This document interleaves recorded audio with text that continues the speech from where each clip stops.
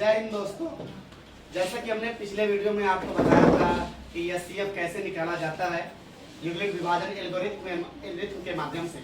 आज उस दिन मैंने आप लोगों को सारा डिटेल्स बताया था और उसका उदाहरण भी एक दो हल करवाए थे, और आज हम एक्सरसाइज लेके चलेंगे। साथ बने रहिए, और अगर वीडियो आपको अच्छा लगे लाइक, सब्सक्राइब और शेयर अवश्य करिएगा। चलिए प्रश्नावली 1.1 का हम पहला सवाल लेते हैं। पहला सवाल है 135 और 225।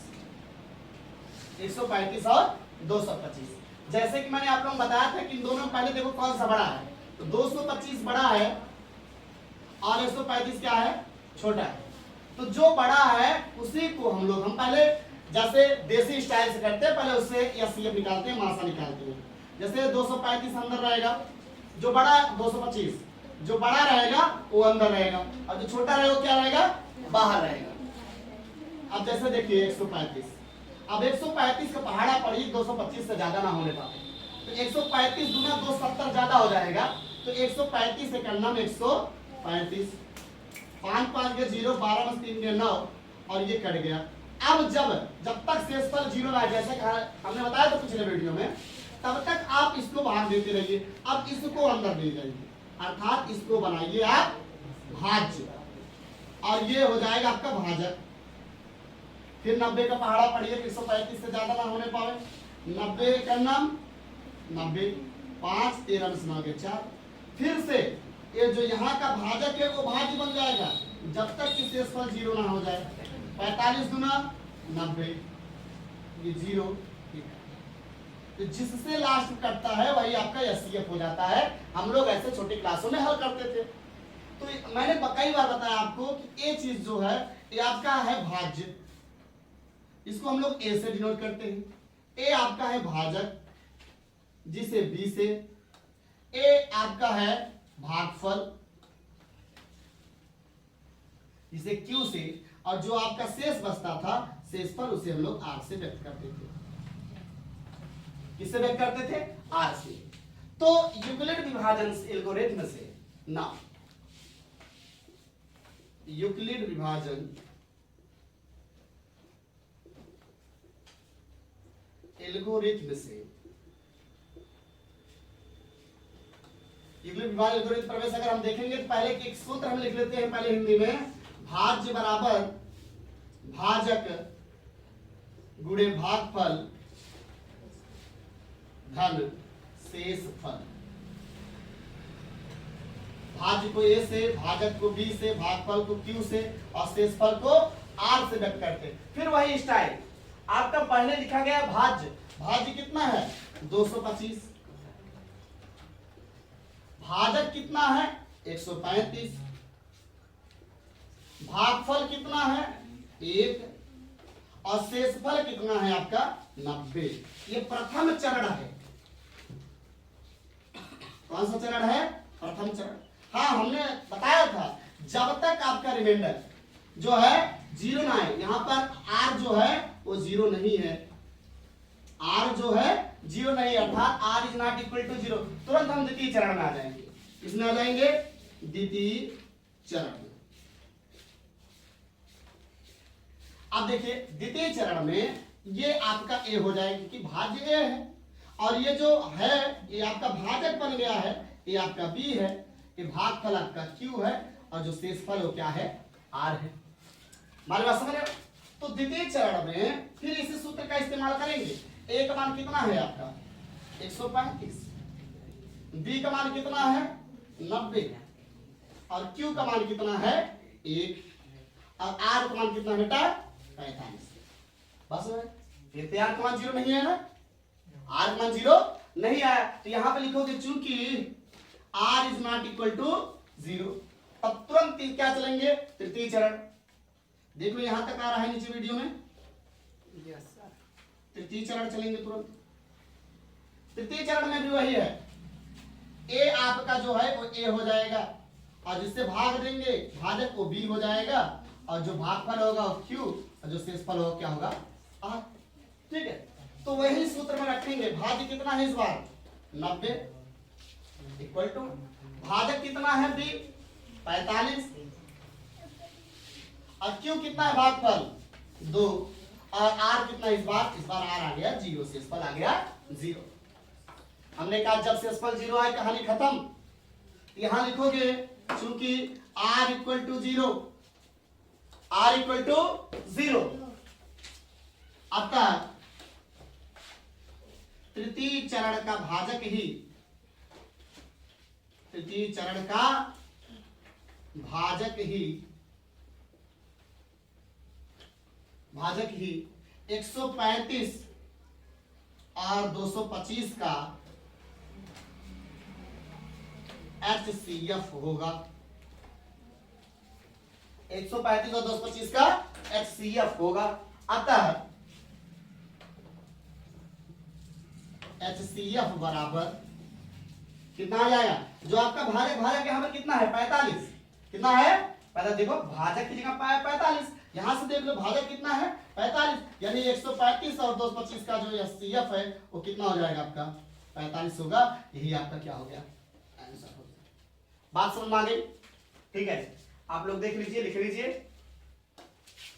फिर हम दूसरे क्वेश्चन की ओर बढ़ते हैं। चलिए अब हम दूसरा सवाल पर बढ़ते हैं। दूसरा सवाल है आपका 196 और 38,200। मैंने आपको पहले बताया कि पहले देखो तो इसमें कौन सी बड़ी संख्या है। 196 है, 38,220 है, यानी बड़ी संख्या कौन सी है 38,220 बड़ी है और 196 छोटा है। जो बड़ा होता है उसकी ओर मुख खोल देते हैं इस चीज का, समझ गए? चलिए पहले हम लोग देसी स्टाइल से HCF कर लेते हैं। जैसे यहाँ पे क्या है 38,220 में 196 का भाग, तो कितनी बार जाएगा 19, 196 दोनों ज्यादा हो जाएगा बेटा, एक बार जाएगा 196 करना 196, 12 में से 6 गए 6 और यहाँ बचेगा 7, हाथ से लेके 17 में से 9 गए 8, 2 में से गए 1। अब अगली संख्या उतारेंगे हो जाएगा 1862। तो 196 कितनी बार जाएगा? चलो गुणा करा के देखते हैं। 196 गुणे अगर हम 5 देखते हैं, 5 तो बहुत कम हो जाएगा। 9 देखते हैं, 9 6 54, हासिल लगा 5, 9 9 81, 5 86, हासिल लगा 8, 9 कम 9 8 17, 1764। तो कितनी बार जाएगा? 9 बार जाएगा, 1764। देख लीजिए एक बार फिर से गुणा करके, 9 6 54, 9 9 81, 5 86, 9 कम 9 8 17, 1764 सही है।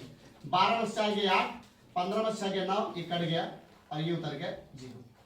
अब ये 5 बार जाएगा, 6 5 30, हाँ 5 बार जाएगा, 5 बार जाएगा, 5 6 30, 5 9 45, 3 48, 5 कम 5 4 9, ये कट गया। ये एक ही बार में आपका कट गया, समझ गए? यानी प्रथम चरण में ही आपका HCF आ गया। फिर वही पुरानी स्टाइल, ये आपका भाज्य है, ये आपका भाजक है B और ये आपका भागफल है Q और ये आपका शेषफल है R। चलिए देन यूक्लिड विभाजन। गुरुजी इस पे कुछ मैसेज जैसे आई है, जैसे पिछली बार आई है, तो रहने उससे कोई प्रॉब्लम नहीं है,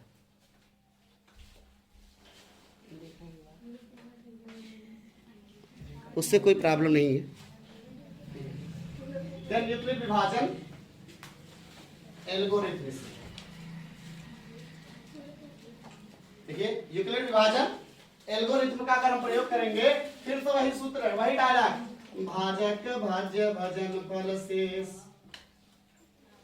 ठीक है, भाजक भाज्य भजन फल शेष। तो वही स्टाइल हम लोग अपनाएंगे, भाज्य बराबर भाजक गुणे भागफल धन शेष फल। भाज को ए से, भाजक को बी से, भागफल क्यू से, शेषफल को आर। यही उठा के यही रख दीजिए। ए का मान कितना है बेटा 38,220, बी का मान कितना है 196, क्यू का मान कितना है 195, आर का मान कितना है 0। चूंकि अभी प्रथम चरण ही था अब प्रथम चरण में ही शेषफल क्या आ गया? 0, क्योंकि प्रथम चरण में ही शेषफल 0 प्राप्त होता है, प्राप्त हो जाता है। शांत रहिए बेटा, 0 प्राप्त हो जाता है। अतः प्रथम चरण का भाजक ही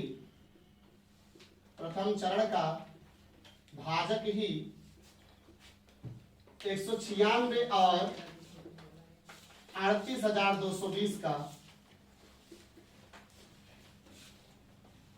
38,220 का एचसीएफ होगा। हाईएस्ट कॉमन फैक्टर बोलते हैं हिंदी में महत्तम समापवर्तक, यानी एचसीएफ कितना आ गया आपका? 196 और 38,220 का, यही जो आपका भाजक है, यानी 196, ये आपका हो गया। ठीक है, लिख लीजिए। अब हम तीसरे सवाल के आप लोग देख लीजिए। स्टार्ट कीजिए। चलिए तीसरा सवाल देखते हैं। आप लोग भी तो मत बोला करिए। तीसरा है 867 और 255। फिर भाई 867 बड़ा है किससे? 255 से। पहले हम लोग इस विधि के द्वारा, भाग विधि के द्वारा हम लोग मासा निकालेंगे। 867 और 255 कितनी बार जाएगा? 2 चौका 8, 25 चौका 100, ज्यादा हो जाएगा। 255 है। ठीक है, 5 बार जाएगा। 255 है। 255, अच्छा गलत, अच्छा ठीक ठीक। अब कितनी बार जाएगा? 2 चौका 8, 4 बार जाएगा कि नहीं जाएगा? 3 बार जाएगा। 3 5 15, 3 5 15 16, 3 दूनी 6 1 7, 7 5 ये 2 और ये आपका हो गया 0, 8 में 7 ये 1। फिर से वही चीज, ये अंदर आ जाएगा। जो भाजक है उसको भाज्य बना लिया जाता है 255। अब 2 बार जाएगा, कितना हो जाएगा? 204, 5 4 ये 1, 5 कट गया। अब इसको फिर से क्या बोल रहे हो बेटा? कितने बार जाएगा? 2 बार जाएगा। 2 1 9 2, 2 5 6 10, ये आपका शेषफल 0 आ गया। फिर वही स्टाइल, ये आपका ए हो जाएगा, ये आपका बी, ये आपका क्यू और ये शेषफल क्या हो जाएगा? आर। प्रथम चरण का ये है। नाउ यूक्लिड विभाजन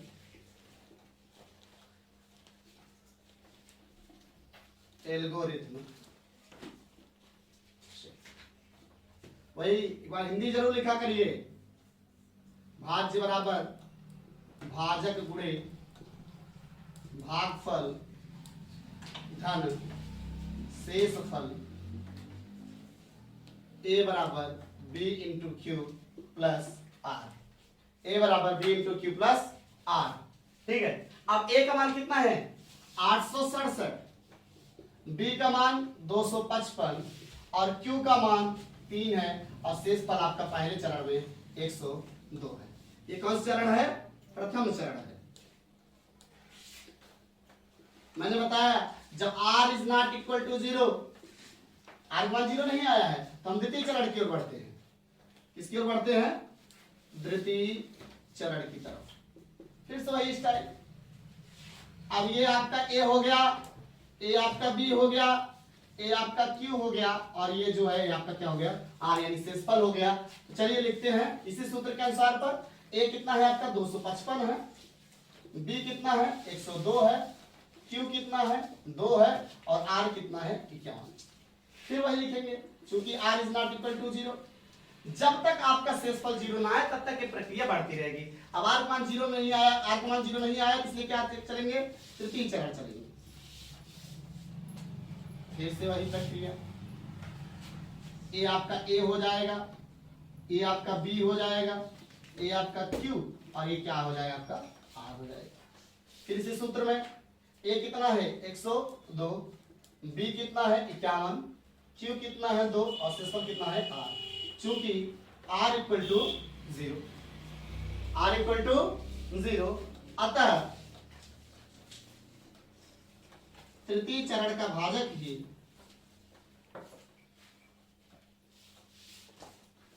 तृतीय चरण का भाजक ही 867 और 255 का HCF होगा।